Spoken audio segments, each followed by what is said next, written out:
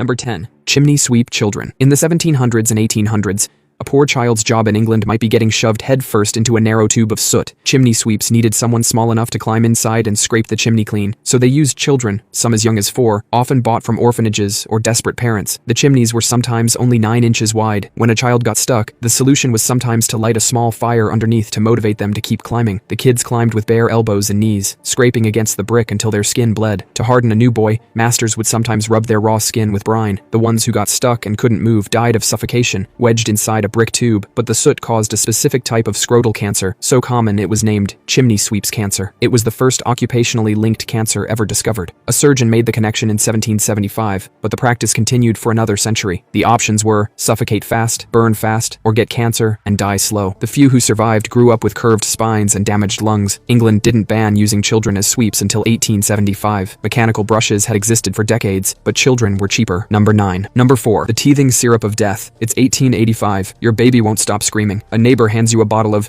Mrs. Winslow's soothing syrup. You give the baby a spoonful. The crying stops. The baby drifts off peacefully. You think it's magic. It's not. You have just given your infant morphine. These syrups were everywhere in the 1800s. Mrs. Winslow's was the most popular, containing 65 milligrams of morphine per fluid ounce, enough to sedate an adult. The bottle didn't say morphine, it said soothes the gums. Even respected doctors recommended it. Parents noticed their babies would sleep for 12 hours straight, thinking it was a feature, not a sign of an opiate-induced coma. Overdoses were common, leading to respiratory failure as the baby simply stopped breathing. These syrups earned the nickname baby killers. The American Medical Association published an expose, calling them soothing syrups which have sent many a baby to its long sleep. Public pressure from magazines that published the chemical analyses was crucial. Mrs. Winslow's was finally stopped by the Pure Food and Drug Act of 1906, but not before countless infants were killed by the cure for their own teething. Number 8. Bread madness. Imagine eating breakfast, then spending the day convinced snakes are crawling out of your hands. That was a real possibility in medieval Europe. It was caused by bread made from rye grain infected with ergot, a fungus containing a chemical that is basically nature's LSD. When bakers ground infected rye into flour, the whole loaf became a hallucination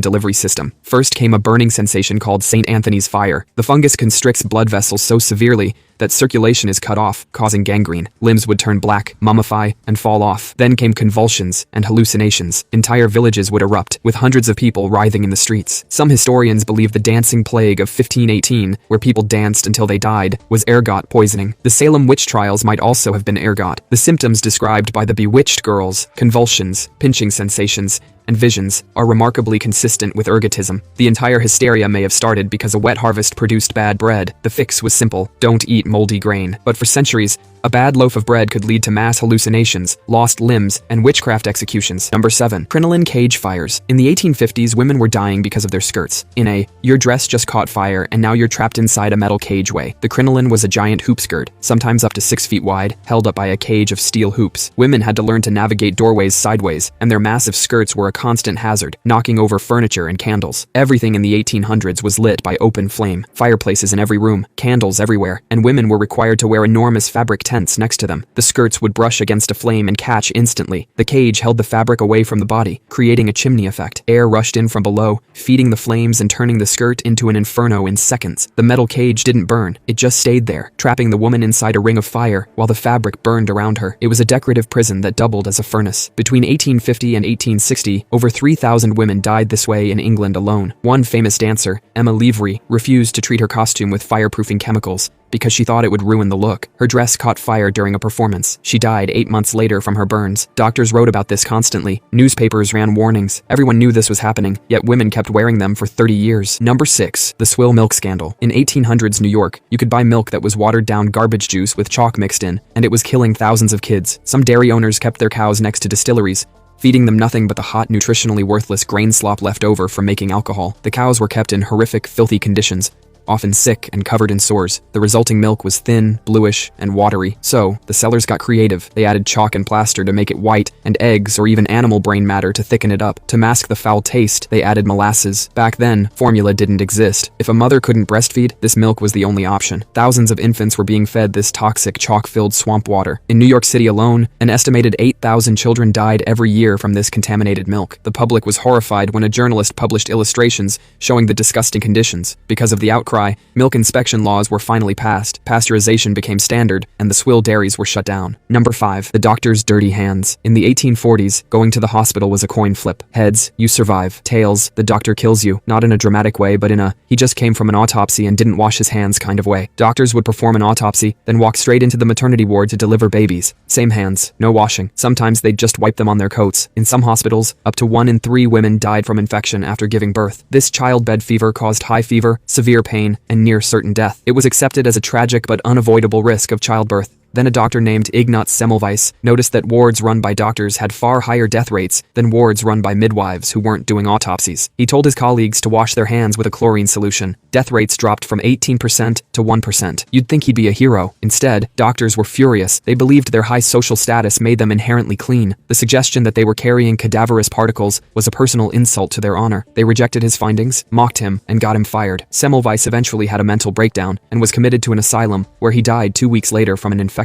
It took another 20 years for the medical world to take him seriously, after tens of thousands more women had died because doctors were too proud to wash their hands. The glowing jaw. It's the 1920s. You land a dream job painting numbers on clock dials with glow-in-the-dark paint. To keep your brush sharp, your boss tells you to put it between your lips. The paint is radium. It's radioactive. The factory owners knew this, but they didn't tell the workers, who were mostly young women called the radium girls. Some even painted their nails and teeth with it to glow at parties, unaware it was destroying them from the inside. Then their teeth started falling out. Their jawbones started crumbling. The condition became known as radium jaw. The body treats radium like calcium, depositing it directly into the bone. Once there, the constant radiation bombards the cells, causing bone necrosis and cancer. Their bones literally glowed in the dark. One woman's doctor could feel her entire jawbone move as one loose piece. She was 24. The company fought back, hiring doctors to say the women were fine, and blaming their illnesses on syphilis to discredit them. But the women fought back. Even as they were dying, they sued the company. Some were so sick, they couldn't raise their arms to take an oath in court. They won. Their landmark case established the right of workers to sue corporations for labor abuse,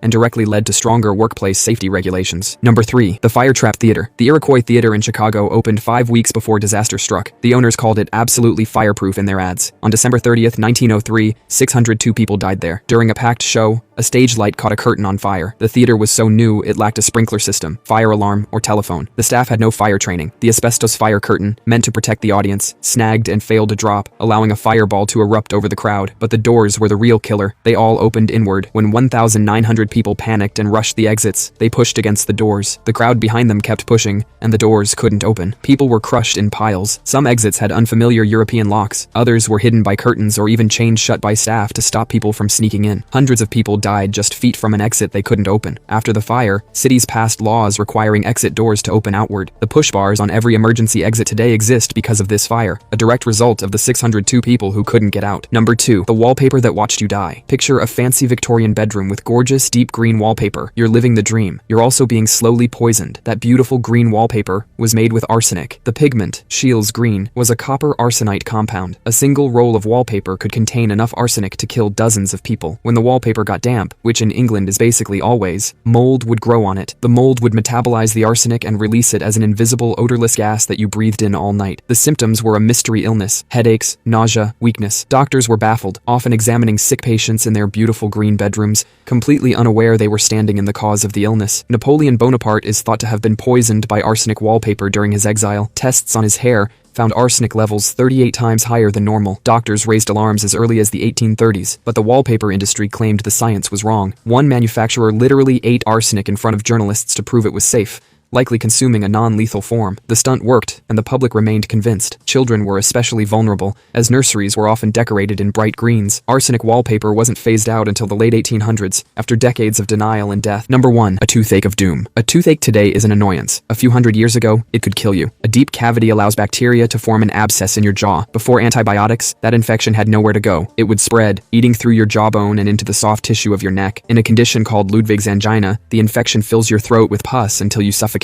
or the infection could travel into your brain, causing an abscess. This was a slow, agonizing, and unstoppable death sentence. A rotten tooth didn't care how rich you were. King Louis XIV of France had a dental infection that, after an extraction, left a hole between his mouth and nasal sinus, which was cauterized with red-hot irons. Treatments were sometimes worse. Barbers pulled teeth with no anesthesia, using pliers and a knee on the chest. They might break the jaw or pull the wrong tooth. There's a reason people in old paintings don't smile with their teeth. It's because their teeth were destroyed. The invention of antibiotics in the 1940s quietly made one of history's most common killers disappear.